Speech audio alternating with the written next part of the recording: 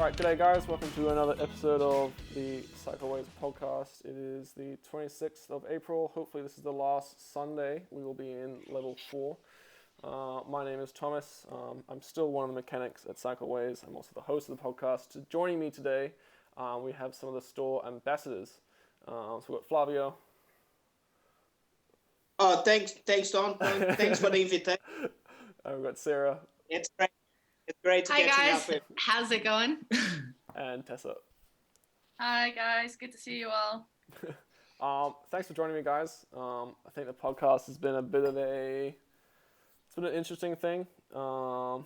People are listening to it, which is really good. But it is kind of a learning experience for me and for everyone involved. So thanks for coming on, guys. I thought we would start with just some introductions, who we are, how we know the shop, what we do, what kind of racing we do. I think, Flavio, do you want to start? Being the legend you are, you want to go last? Oh man, thanks for the kind words of a legend. But actually, I wouldn't mind to start. First, thank you for that invitation, not being chat. I know, like, I'm not a virtual person. I kind of going completely against this kind of thing. I really liked it. I actually don't know how I'm going to survive without getting out with high fives and hugs after that. It's going to be pretty hard.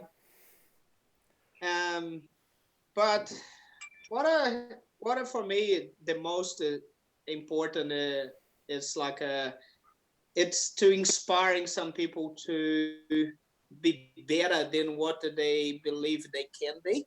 Sometimes everybody thinking they have limits, and I like to exploring what's beyond that, and kind of giving a push to help. And like, okay, there is something, then you probably don't believe you're capable. Then you just sometimes need a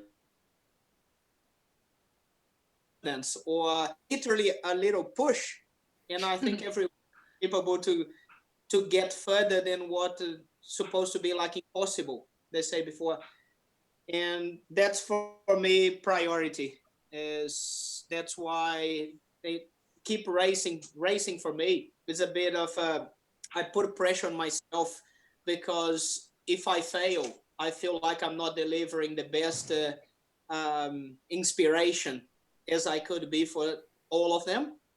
And with Cycleways behind and having all the support and things, making a little bit like everything more enjoyable.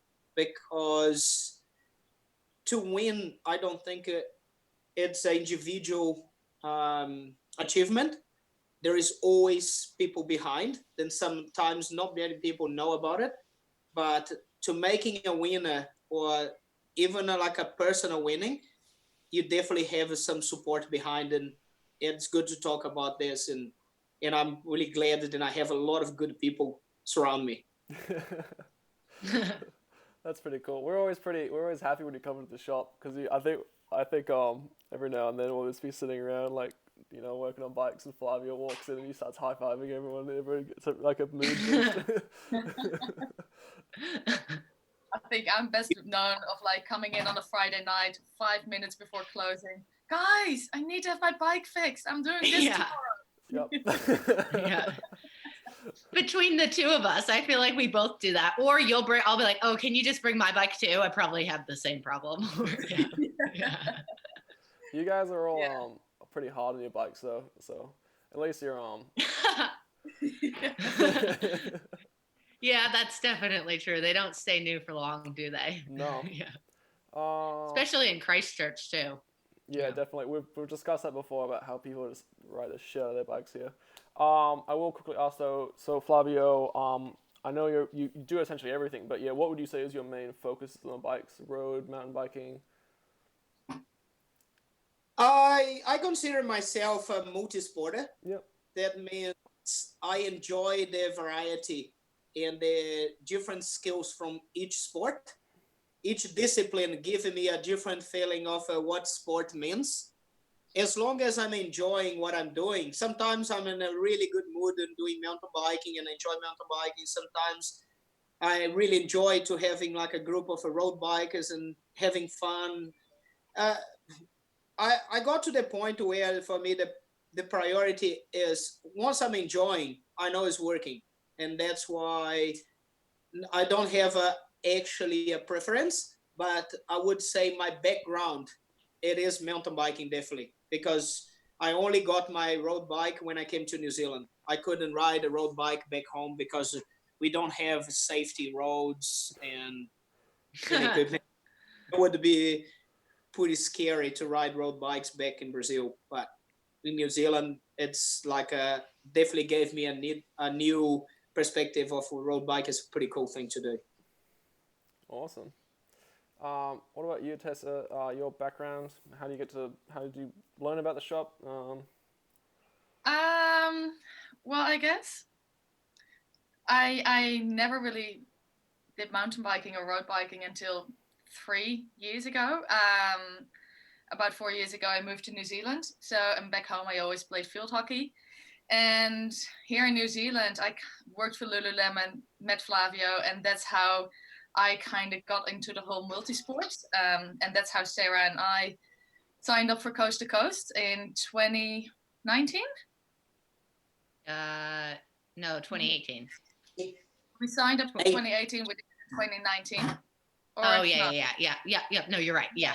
And that's how I guess we created our love, or when I speak for myself, created my love for like multi-sport. Really love the combination of running and kayaking, and then either mountain biking or road biking. It doesn't matter. Like I really love alternating it. Where on the road bike you really go for that speed and you clear your head. Where on the mountain bike you work on your concentration and finally can make that turn, or I can get over that rock. And it's such a different skill set, and both very very cool to learn. And I think with Flavio and Cycleways, I got introduced to Cycleways via Sarah, but she will tell you after me how she got introduced to that. But it's just the whole community around it as well. It seems to people like it is a solo sport, but I think we manage to make it sort of like a team sport and really a community. Like you go for a bike ride and you go for coffee afterwards, and we want to perform really good and we want to give our best selves, but at the same time we have a big laugh as well. Yeah. Definitely awesome. And you, what about you, Sarah? So I'm also not from New Zealand. I moved here about 3 years ago, if you can tell from the accent. But yeah, I did a little bit of road cycling before I moved here. But then I really didn't get into mountain biking until I was here.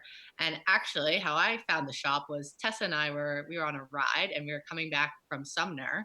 And we were biking right by the tannery by Cycleways, and my crank just fell off my bike. And I was like, oh, shit, what am I going to do? And I look over and there's a bike shop right there. I'm like, great, this is perfect. So I just went in and I was like, guys, my crank just fell off. And then, of course, I forget who was working there at the time, but they were like, oh yeah, no problem, we'll sort you. And then like ever since then, I was just like, oh, this bike shop seems pretty legit. So I just started going there and never looked back. And same thing, I met Flavio through Tessa actually and Lululemon as well. I did their run club. And then I started mountain biking about 18 months ago and signed up for Pioneer. And so then I started mountain biking a lot and really loved that. And I would say, I mean, I like doing it all as well. Like if I had a preference, I would say I probably prefer mountain biking out of all of it. At least that's how I'm feeling right now. I'm sure like in 6 months time, I might be back into running or cycling, but I also really love the community aspect that they said and just the social aspect as well. Like the amount of people that you meet through the adventure world is really pretty incredible. Yeah, awesome. It's pretty interesting because actually I'm mainly a roadie. I don't actually own a mountain bike, so if at any point you do talk about mountain bike jargon, I might miss some things. I also don't race a lot, but when I do race, I normally go very hard. So we'll start with training. I have never really done any structured training. I don't own a power meter. I barely own a heart rate monitor. What kind of training do you guys do? Are you guys power based? You on Zwift or yeah? We're on Flavio's program. Yeah. What does that look like, Flavio? It's very. So Yep.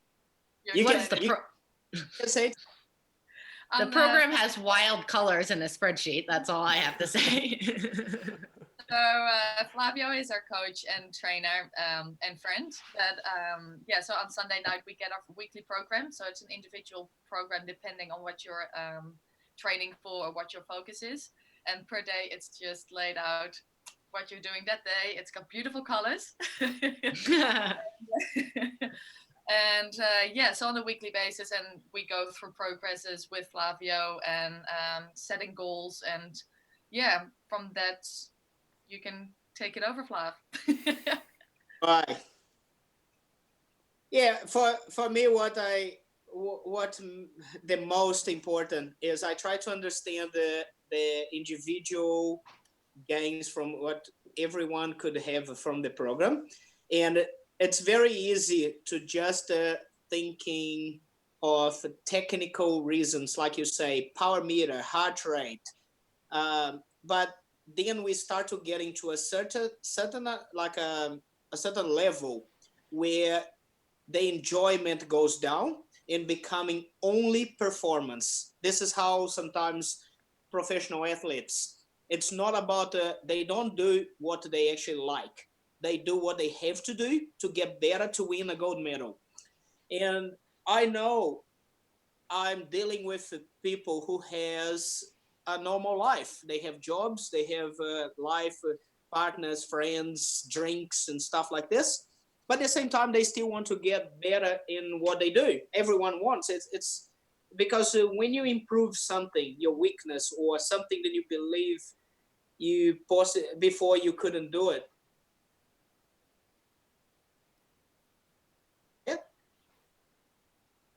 confidence on yourself, and that's why I changed it over the years. The approach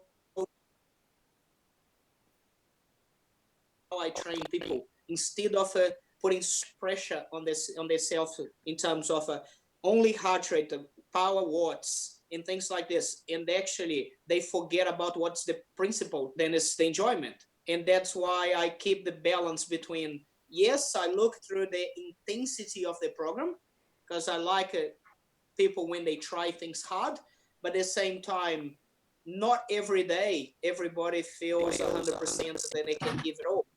But every day you try your best to always keep doing and keep moving.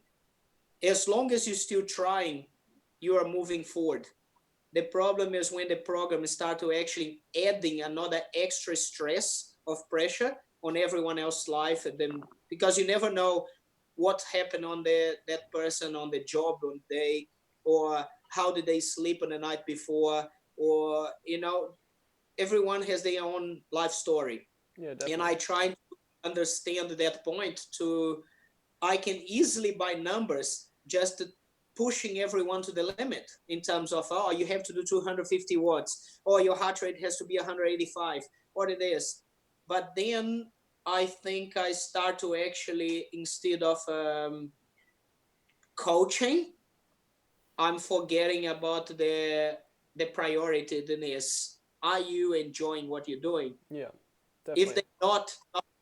they're not enjoying, nothing's gonna work. Nothing's gonna happen.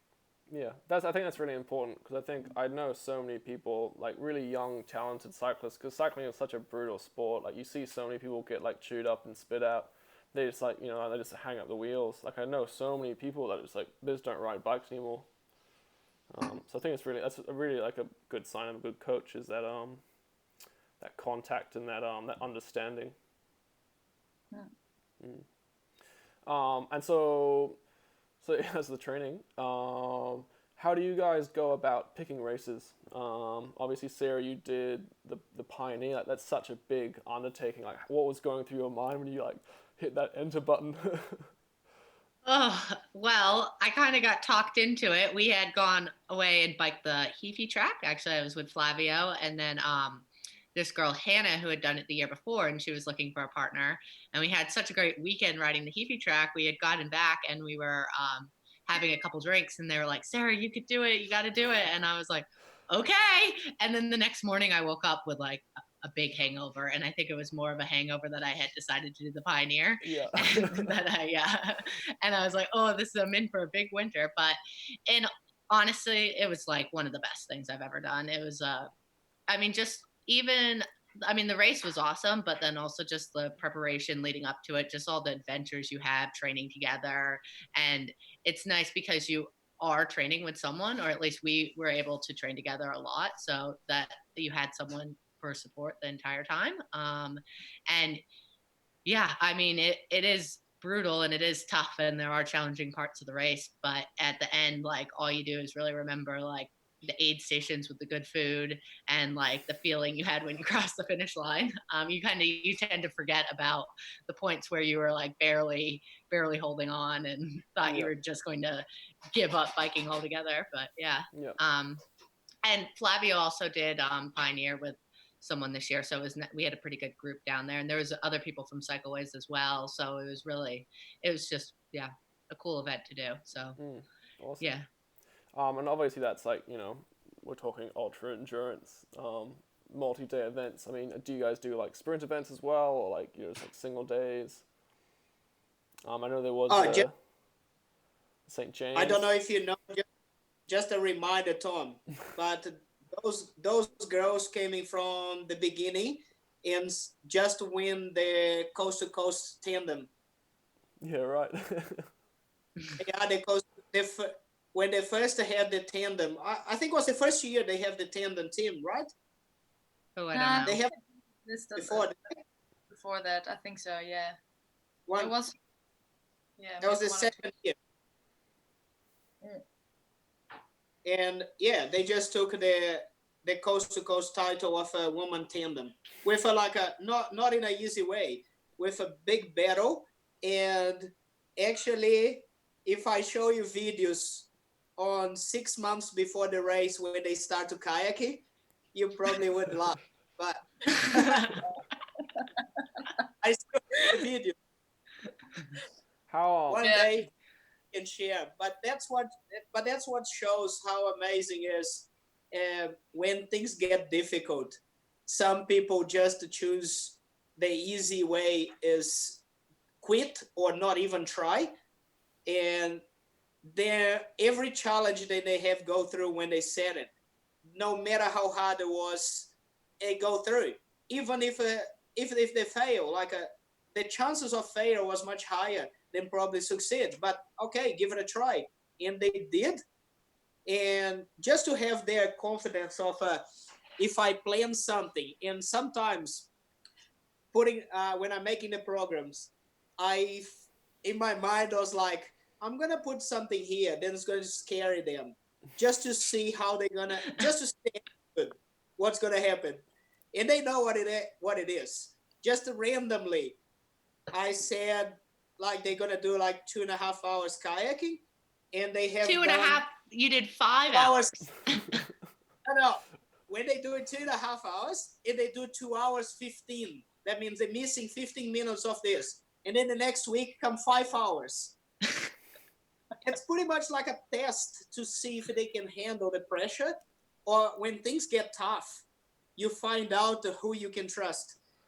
And that's like, if I'm going to do an event in a team, I would like to have people like them in my team to I can trust. Things can get hard, can get pretty tough, but I know they're going to keep going. Because you know who you can trust and who you can, now you have the confidence to be beside you. Yeah. And that's why, those girls did amazingly well. How much of a difference does it make, guys, having that extra teammate? Like, cycling is such a brutal sport that you can really go to a very dark place.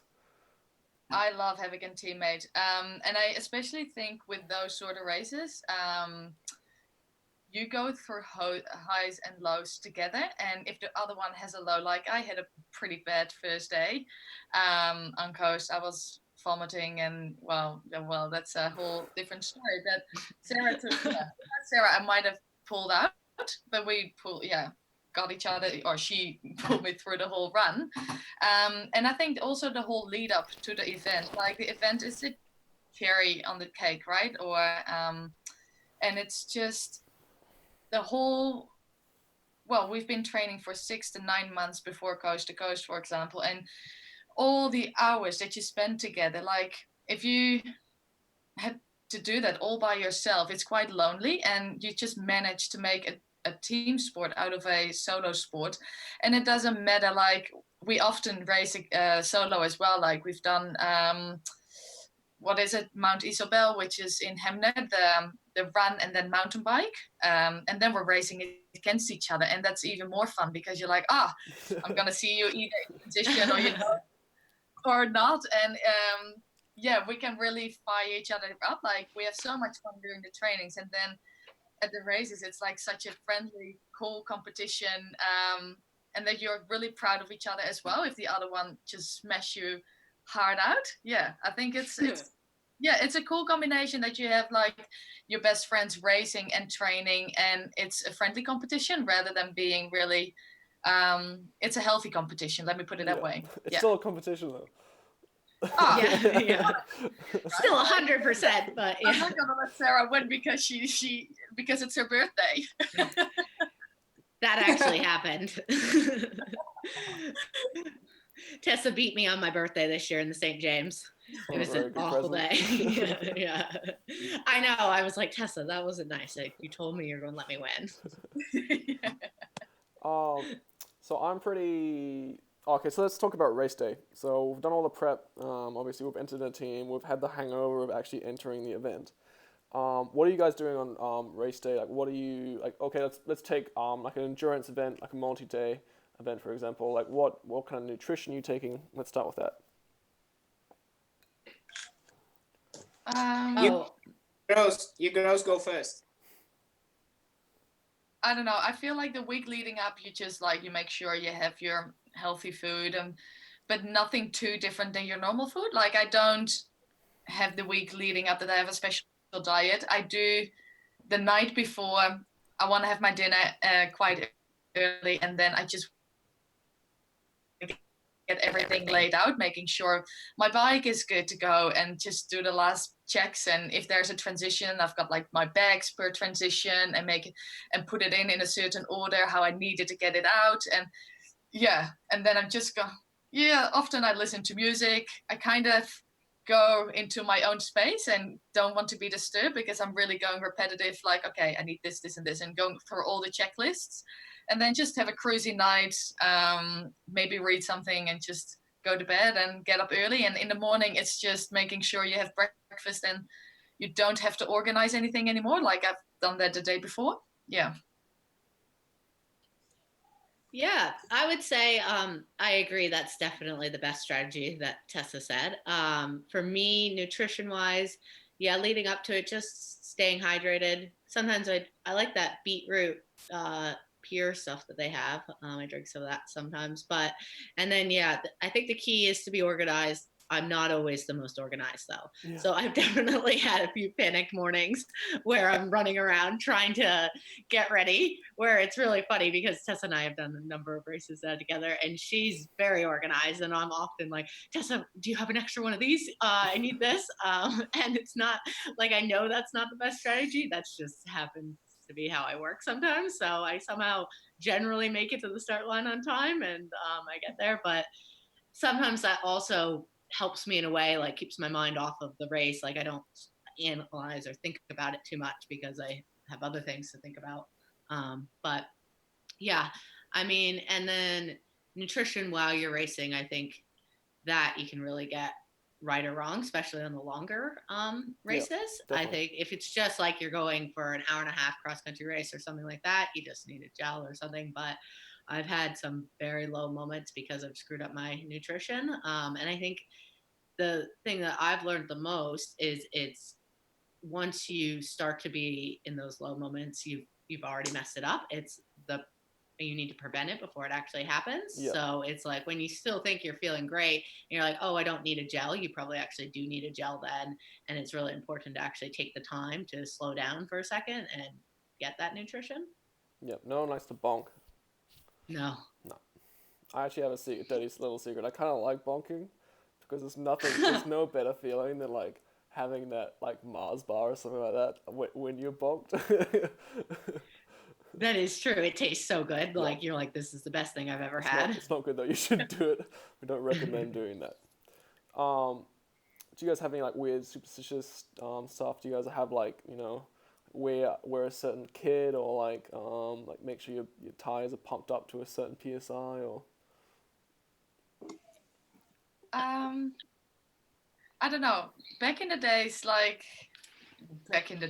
that sounds like I'm really old or very, like I remember back home in the Netherlands when I used to do like a half marathon, and that was quite a big event for me. I would buy like a new running outfit, like for each race I would show up in a new outfit, and now I just have like, oh, it depends who I'm racing with, or like kind of if someone has supported me, and currently it's either or the Cycleways kit, it's Flavio's kit, or the New World's kit that I'm really, it also depends like who you're racing with and how we're showing up with how many people. Like if we're racing the St. James, for example, we were with how many people, 5 or 6, and we all showed up in the same Flavio kit, and that just looked really, really cool. It's bright orange, and it just kind of depends on the race, who you're with, and what we have, and Do you guys like change your setups, like your bike setups at all, like for race day, or are you normally just like running what you're running, like training in, or? I actually like to train in what I'm going race in generally, just so I know what it's going to be like. I mean, I would change it a little, like the PSI or something, depending on the race or things like that. But I think, I don't like to, put up a fresh new set of tires and then never ridden in them before or something like that. I generally like to have tested my equipment before, and I'm a big believer, and you might as well just train in what you're going to race on, because it's like that's what the more you ride it or the more you're used to your equipment, the better it's going to be. Definitely. And then post race, so you've crossed the line. Everyone shouted your name. You've had your Mars bar after you're bonked. What are you guys doing to warm down? Is it anything particular? Like, do you do anything like after the race? Do you always like treat yourself to that beverage or whatever? Or like, what are you guys doing? I love the idea of a celebration drink.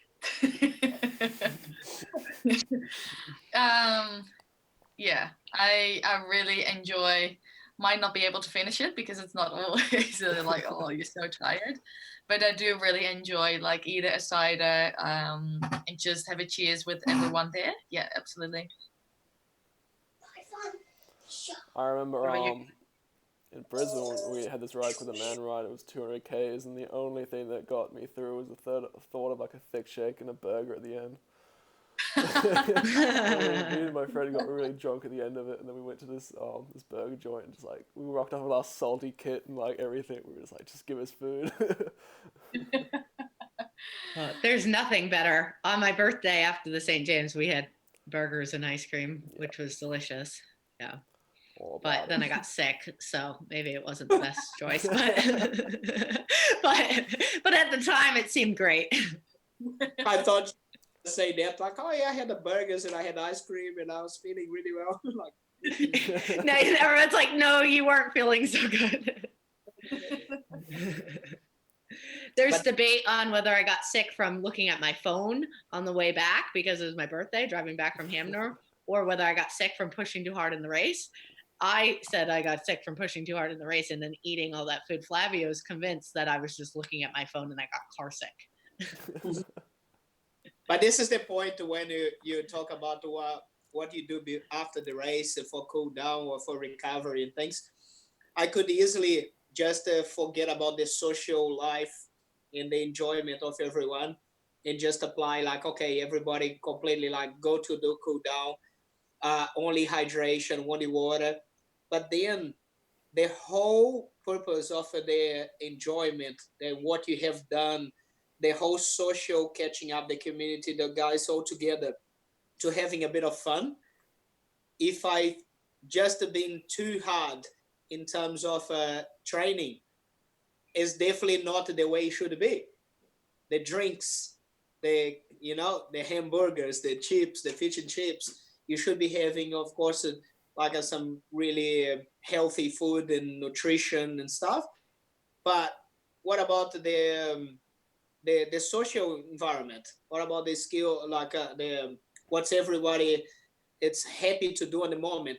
Using that moment of everybody's in a happy mode to enjoy all together. And I think this is what it creates like a why they they are doing the events, Yeah, because just of that. the fun part. Yeah. Because All at right. the at the end, no matter if you win or if you lose, the only thing you're gonna get from this is memories. The memories will last forever. You're always gonna remember for that race if you win or you lose. But the drinks after, the whole chatting after the race about like, oh, remember that corner?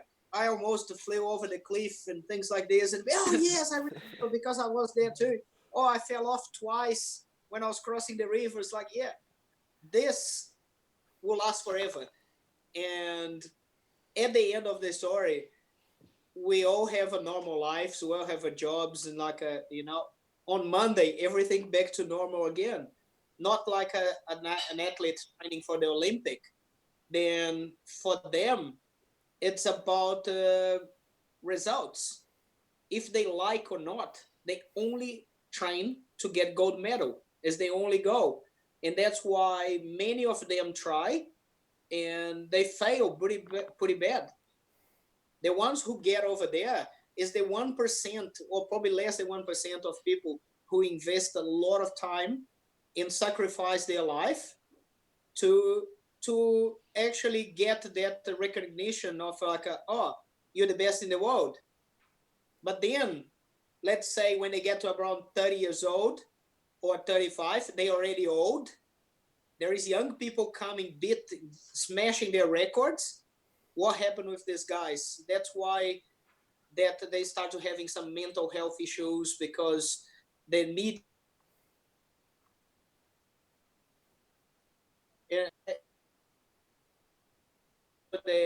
to the level of uh, professional level.